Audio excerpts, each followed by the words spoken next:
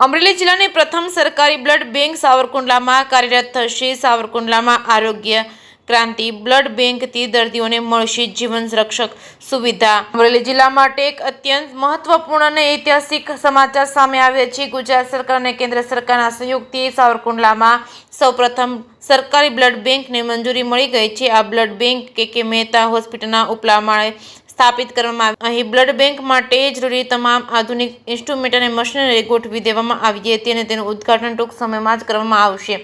આ blood bank શરૂ થવાથી સ્થાનિક લોકો અને હવે દર્દીઓની લોહીની તાત્કાલિક જરૂરિયાત માટે હવે બીજા મોટા શહેરોમાં જવાની જરૂર રહેશે નહીં।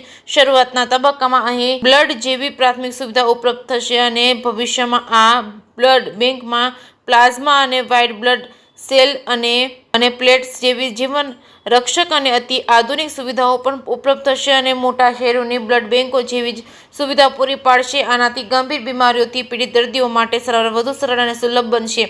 સાવરકુંડલાના લોકપ્રિય અને કર્મનિષ્ઠ ધારાસભ્ય મહેશ કસવાલા દ્વારા આ બ્લડ બેંકની મુલાકાત લેવામાં આવી હતી। તેમણે સમગ્ર કામગીરીનું ઝીણવટપૂર્વક નિરીક્ષણ કર્યું હતું, વિસ્તૃત માહિતી મેળવી સંતોષ વ્યક્ત કર્યો હતો। પ્રસંગે તેમણે સરકારી હોસ્પિટલમાં દાખલ દર્દીઓના ખબર અંતર પણ પૂછ્યા હતા, તેમના સ્વાસ્થ્ય વિશે જાણકારી મેળવી હતી। જે કે સિંહ ગુજરાતી સાથે સફરાજ ખોખર, વિજપડી।